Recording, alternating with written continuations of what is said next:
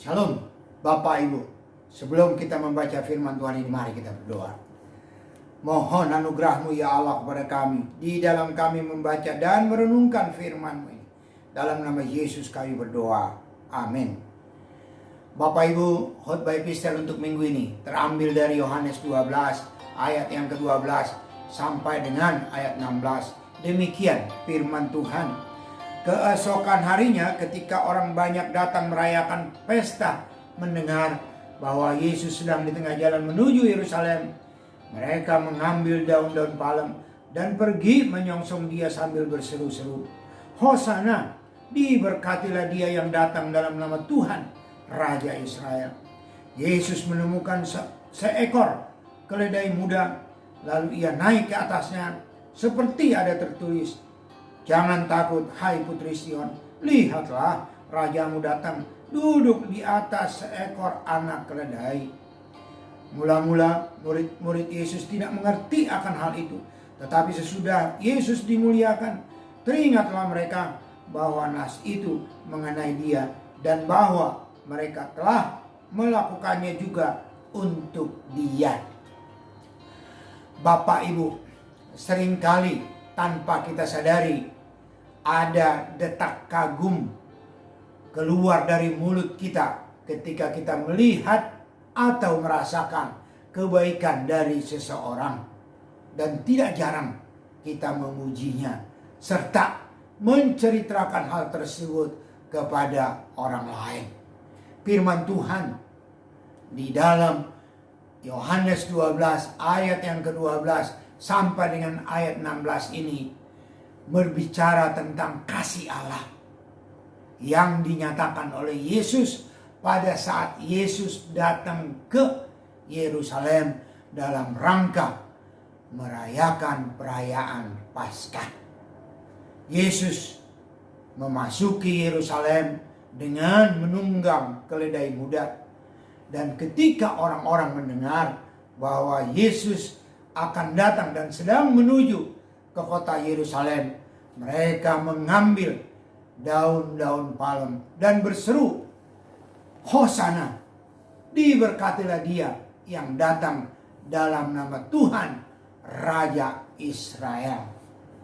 Peristiwa Yesus naik keledai muda ini telah dibuatkan jauh sebelumnya, yaitu dalam Sakaria 9 ayat yang ke-9.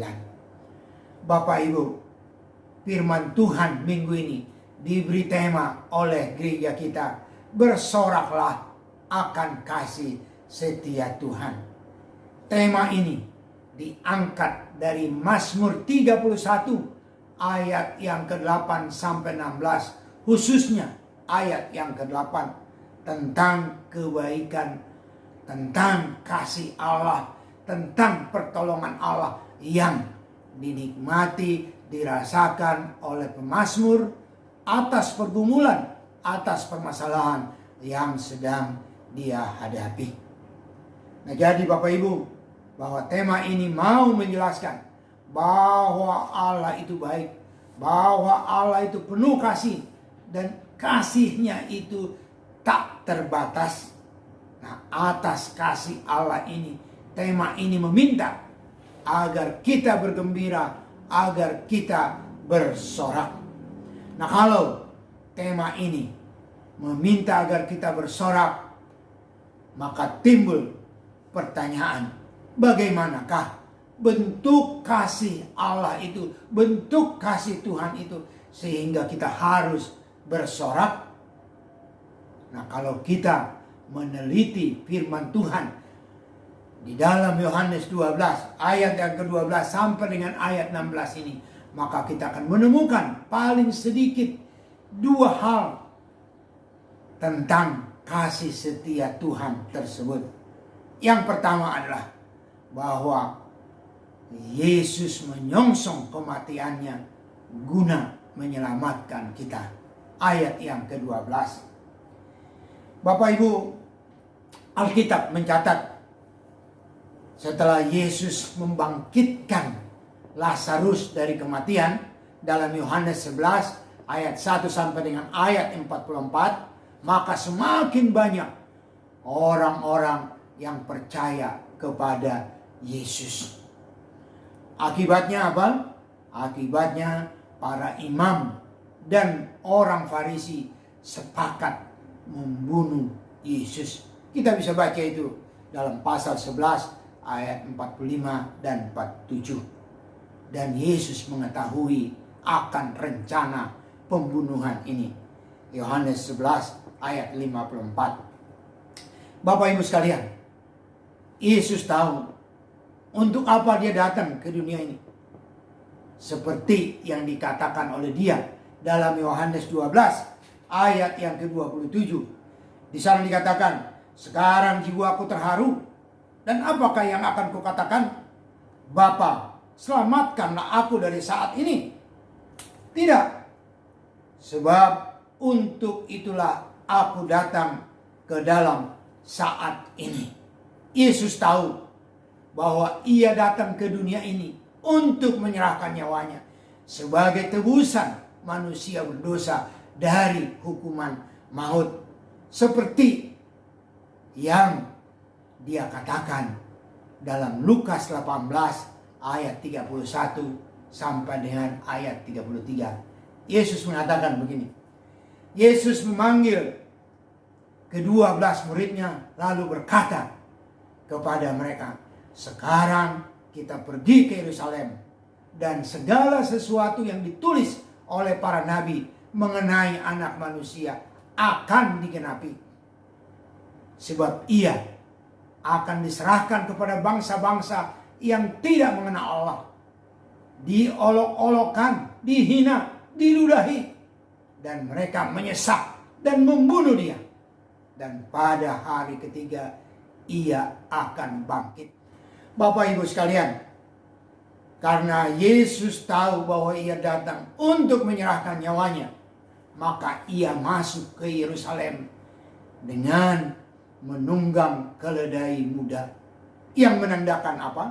Yang menandakan bahwa ia datang bukan untuk perang, tetapi untuk membawa damai. Bapak Ibu, nyawa Yesus bukan diambil oleh tentara Romawi, tetapi diserahkan oleh Yesus.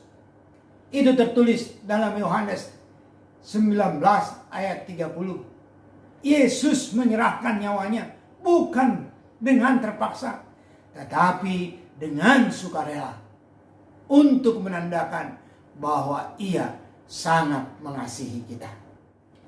Mengenai Yesus yang menyerahkan nyawa ini dilukiskan oleh Yesaya dalam nubuatan yang tertulis dalam Yesaya 53 ayat yang ke-7. Di sana dikatakan, dia aniaya, tetapi dia membiarkan dirinya ditindas dan tidak membuka mulutnya, seperti anak domba yang dibawa ke pembantaian, seperti induk domba yang keluh di depan orang-orang yang menggunting bulunya. Ia tidak membuka mulutnya. Oleh karena itulah, Bapak Ibu sekalian, sepantasnya kita bersorak akan kasih Allah yang sangat besar itu, yang tidak terukur itu, di mana Yesus menyongsong kematian demi menyelamatkan kita. Bentuk kasih setia Tuhan yang kedua yang membuat kita harus bersorak adalah bahwa Yesus mengasihi kita tanpa kecuali. Ayat yang ke-14 dan 15. Dikatakan tadi oleh firman Tuhan ini bahwa Yesus memasuki Yerusalem bukan dengan kuda, tetapi dengan mengendarai keledai muda, di mana keledai tidak menunjukkan kehebatan, keledai tidak menunjukkan kegagahan, keperkasaan, kuasa, tetapi menunjukkan kedamaian. Ia tidak menunjukkan bahwa ia maha kuasa. Dia tidak menunjukkan bahwa ia beberapa waktu yang lalu, beberapa hari yang lalu, dia menghidupkan Lazarus yang sudah mati 3 hari dan yang sudah berbau.